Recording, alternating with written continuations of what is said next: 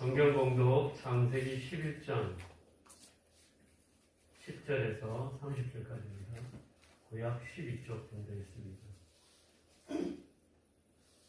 창세기 11장 제가 먼저 한 절 읽고 여러분 한 절 읽으신 후에 마지막 30절 함께 읽겠습니다.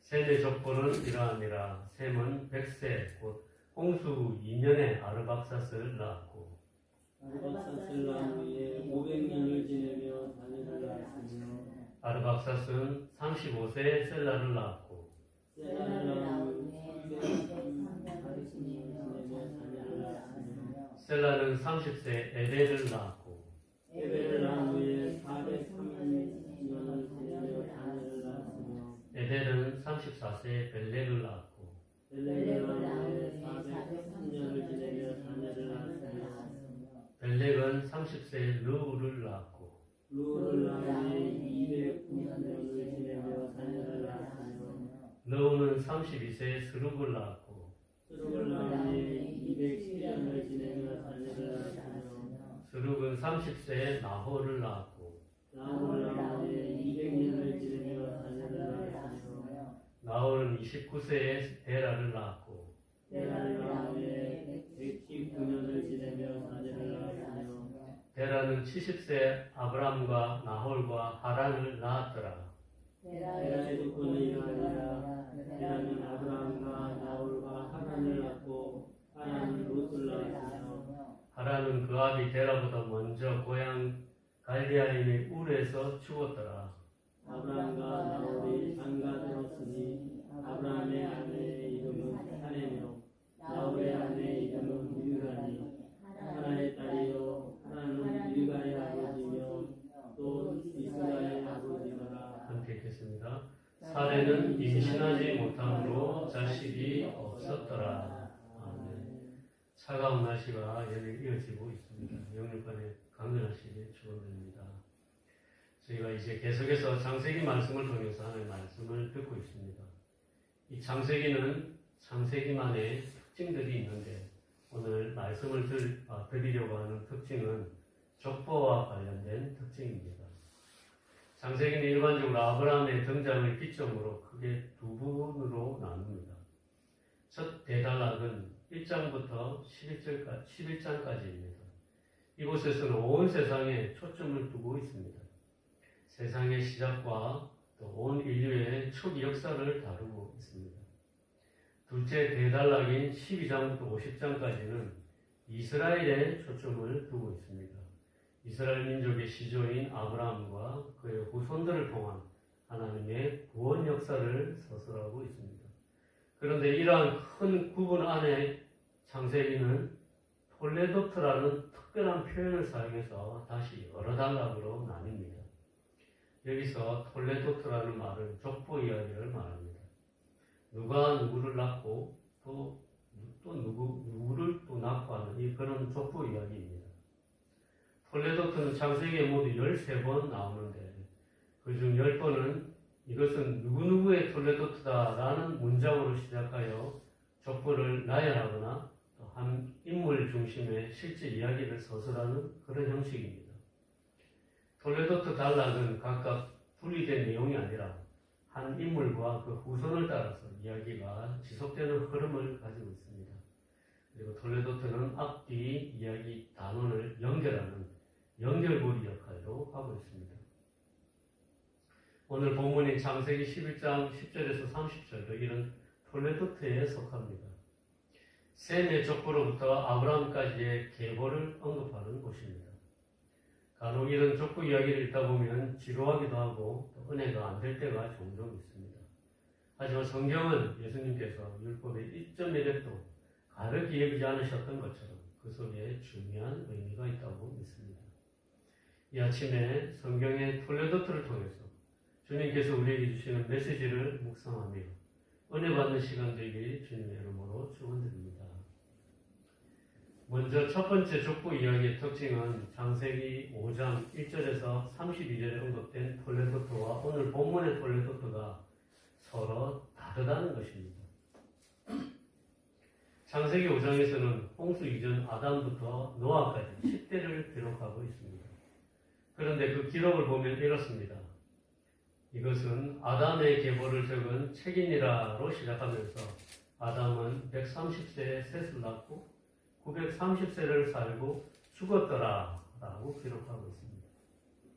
또한 셋은 105세에 에노스를 낳고 912세를 살고 죽었더라 라고 기록하고 있습니다. 계속 이런 식입니다. 누가 누구를 낳고 몇 년 동안 살다가 죽었더라. 홍수 이전 아담에서 노아까지 10대를 기록한 아담의 계보에서는 모든 사람이 죽었다고 반복적으로 서술한 것입니다. 그러나 오늘 본문에 나오는 톨레도트에서는 노아부터 아브라함에 이르는 족보 기록이 나오는데 죽음이라는 말 자체가 나오지 않고 있다는 사실입니다. 본문을 보시면 셈의 족보는 이러하니라. 셈은 100세, 곧 홍수 후 2년에 아르박사스를 낳았고 500년을 지내며 자녀를 낳았으며 아르박사스는 35세에 셀라를 낳았고 이런 식입니다. 낳았으며 이런 식으로 계속 기록하고 있습니다.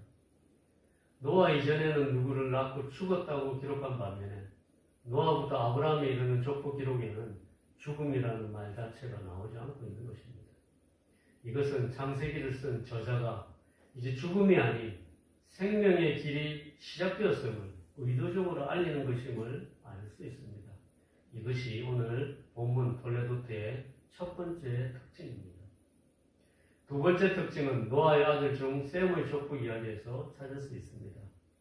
창세기 10장 1절에 32절에는 야벳의 형인 셈의 아들은 엘람과 아스로와 아르박삭과 룻과 아라미오라고 기록하고 있습니다.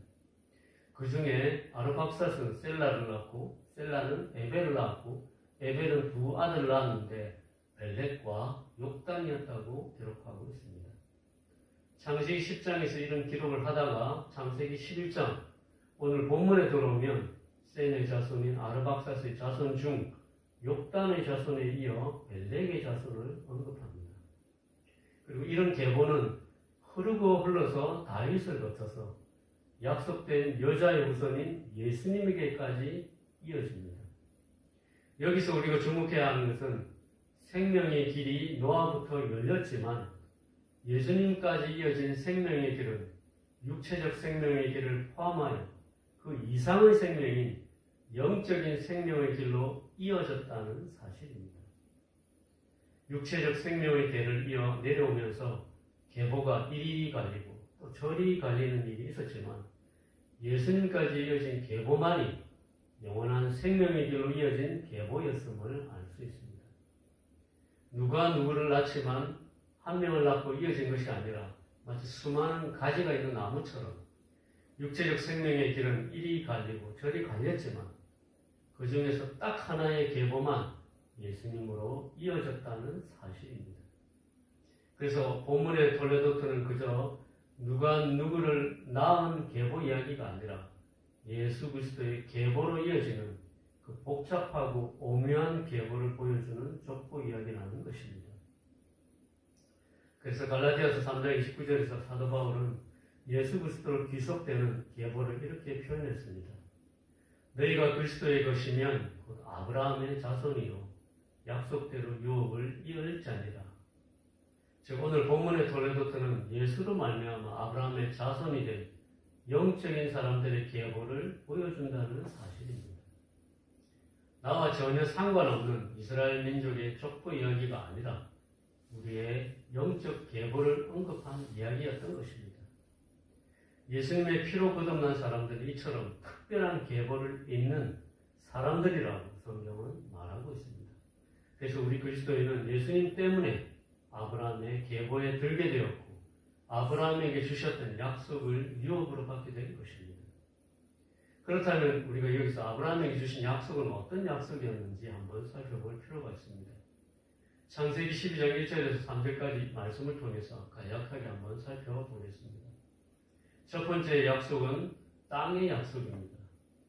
1절을 보면 내가 내게 보여줄 땅으로 가라라고 말씀하셨기 때문입니다. 그래서 아브라함에게 주신 약속은 이스라엘 민족이 차지하게 되는 약속의 땅에 관한 약속이었습니다. 두 번째는 자손의 약속입니다. 하늘의 별과 바닷가의 모래처럼 많게 하시겠다는 약속이었습니다. 아브라함에게 자손이 매우 많아질 것이라는 약속인 것입니다. 세 번째는 복과 구원의 약속이었습니다. 땅의 모든 족속이 너로 말미암아 복을 얻을 것이라고 말씀하셨습니다. 이 약속은 단순한 물질적인 복이 아니라 예수 그리스도를 통한 구원의 약속으로까지 이어지는 그런 약속이었습니다. 자, 다음으로 오늘 본문에 나오는 톨레도트의 세 번째 특징입니다. 27절부터 특별히 데라의 아들 아브라함에 관한 이야기를 하고 있습니다.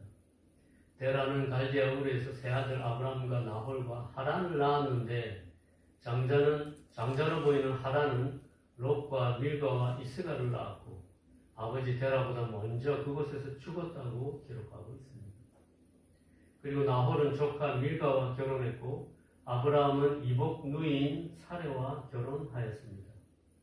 이후 이야기는 믿음의 조상 아브라함을 중심으로 전개되는데 사레가 불임이라 자식이 없다는 사실을 부각하고 있습니다. 이전 톨레도트에서는 계속 누가 누구를 낳았다고 기록했는데 갑자기 유독 그 끝부분에 불임 이야기를 했다는 사실입니다. 이것이 오늘 본문 톨레도트의 세 번째 특징입니다. 장차 믿음의 조상이 될 아브라함과 사레는 자녀가 없다는 커다란 위기에 봉착한 사실을 기록한 것입니다. 제가 지금까지 본문에 언급된 톨레도트의 세 가지 특징을 살펴보았습니다. 이 각각의 특징을 잘 살펴보면 주님께서 우리에게 주신 말씀이 숨겨져 있습니다.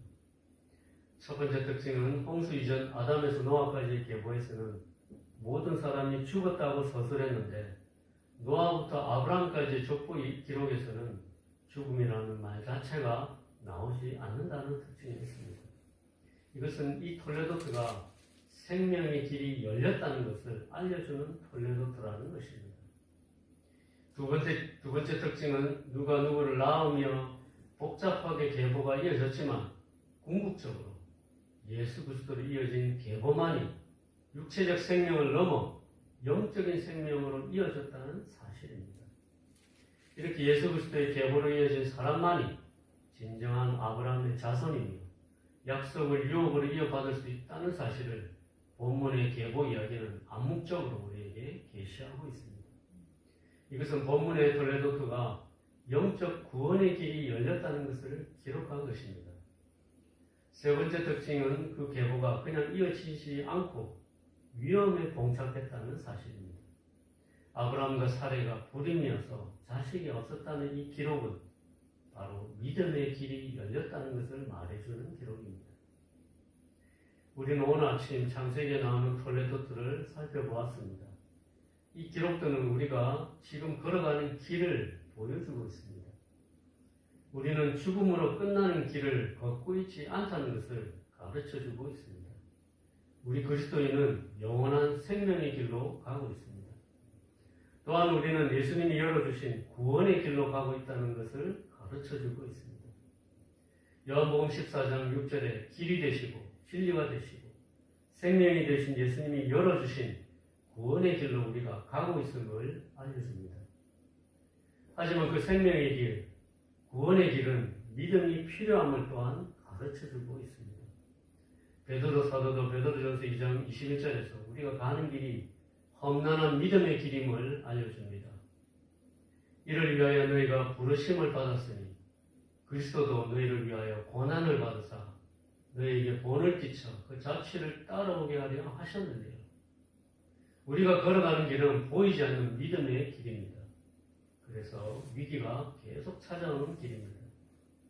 아브라함과 사레 부부에게 자식이 없었던 것처럼 우리가 걸어가는 믿음의 길에도 위기가 찾아옵니다. 그래서 히브리서 11장 6절에서 히브리서 기자는 이렇게 말합니다. 믿음이 없이는 하나님을 기쁘시게 하지 못하나니 하나님께 나아가는 자는 반드시 그가 계신 것과 또한 그가 자기를 찾는 자들에게 상 주시는 이심을 믿어야 할지니라. 하나님의 약속이 있는 그 길은 믿음으로 걸어가야 하는 길입니다. 위기 앞에서 낙심하고 좌절하고 굴복하는 것이 아니라 믿음으로 걸어가야 하는 그런 길입니다. 히브리서 기자는 12장에서 그런 우리에게 다시 권면했습니다.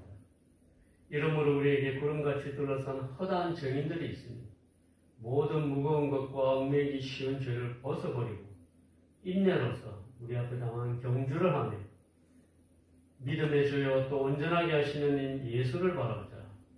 그는 그 앞에 있는 기쁨을 위하여 십자가를 참으사 부끄러움을 개의치 아니하시더니 하나님 보좌 우편에 앉으셨느니라.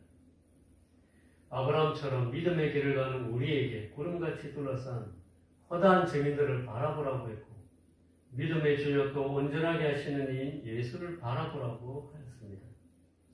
예수를 바라보면 결국에는 하나님 우편에 앉으셨던 예수님처럼 우리도 영원한 생명의 안식처에 영광스러운 모습으로 들어가게 될 것임을 믿습니다.